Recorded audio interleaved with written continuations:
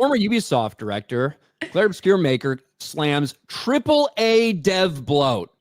It would have taken 25 years to make my game. Yeah, I mean, a decade to greenlight it, a decade to start working on it, and then a couple of years to actually develop it. I mean, something like Dragon Age of Veilguard took 10 years just for development, never mind the time before that they had the plan. And that's kind of what I think is so funny. We have seen, right?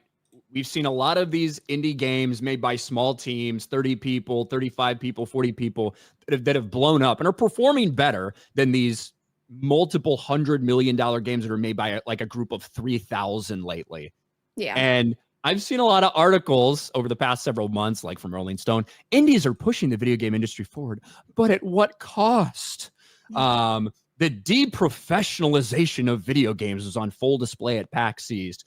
With basically, you have these people admitting, yeah, it does seem like AAA studios are having trouble and that indie games are taking off, but is that really a good thing? Isn't that going to cause a lot of people to be out of work? Isn't that going to cause a big problem in the gaming industry? Yeah, I mean, a major problem for them is the fact that they have hundreds of millions of dollars to make single games, and then it comes out a game like Expedition 33 and it makes millions and millions of dollars, and we don't know for sure what the budget was, but the rumor was the budget was only like $50 million. That's an insane difference.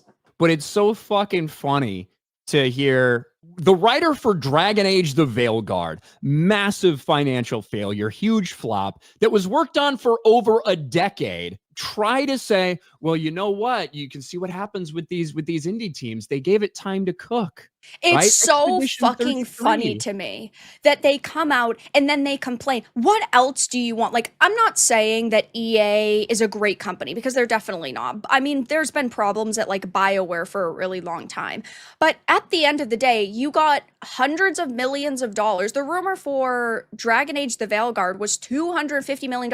You got a decade. What more could you want? Like, oh, if we had time to cook, you had time to cook. You're burnt at this point, man. What else? What else could you ask for? You want another 10 years? Like, it gets to the point where these people can't be taken seriously at all whatsoever. And sure, part of me wants to say, like, oh, it sucks that like EA was a shitty company because EA is a crappy company. It's like what happened with Bungie and Marathon. Sure, I feel a little bit bad for the developers if it's true that there was like workplace toxicity, but you're getting paid. You got paid for a decade and you got hundreds of millions of dollars to make a game. I'm not going to sit here and say, oh, poor developers, boo-hoo. Yeah, it is wild. Like, yeah. And of course, we did see some of the other coping from EA when they're like, well, you know, the reason this failed simply because we didn't have any live service aspects. That's why it didn't fail. Well, no, it failed because people fucking hated it. People that like Dragon Age hated this game. I mean, it was filled to the brim with diversity. I mean, the top surgery scar toggles and modern day terminology like transgender and non-binary didn't help it. And then even putting the DEI initiatives aside, it was just poorly written. The characters weren't good. The environments were okay, like visually and aesthetically, it was fine, but it didn't play very well. It did nothing unique. Like, it just, in general, DEI aside, it was a mid to awful game. Like, I could see someone maybe saying, oh, it's like a 4 out of 10 if they really can look past the narratives that are pushed. Besides that, though, it sucks. Yeah, but you have these games like Expedition 33, which 30 people or something worked on that game. I think those are the reports. Obviously, a fraction of the cost of some of these other big AAA things, and they've exploded. I mean, when you look at the Steam charts for a game like that compared to a bunch of recent releases, whether it's Assassin's Creed Shadows or Dragon Age the Veilguard or whatever, I mean, that peaked around, 150,000 people playing, and still right now, weeks after release, you got 60,000 people playing it. And that's what you can do when you don't have all the bloat, when you don't have all these other people involved, when you don't have 3,000 people working on different aspects of the game. But the idea and the cope surrounding this is what's possible if the studios would just give us time to do our jobs, if they just give us time to actually cook and be patient, this could have been fine. A The gaming fucking industry decade. needs to go back to the days of the early 2000s where you had a smaller, more compact team because you're not wasting as much money. There's not as many like cooks in the kitchen, so everybody's input is being listened to, but in a thoughtful way.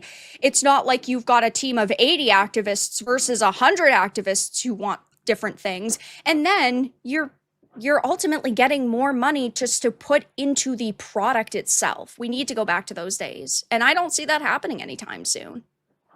Yeah. And I mean, the big studios right now, the big AAA gaming studios that are spending untold hundreds of millions of dollars on games that then come out and flop, like they are rightly fucking looking at this and worried because they realize they're getting destroyed. Like Well, that. yeah, and especially when you have games that are in the making for a decade.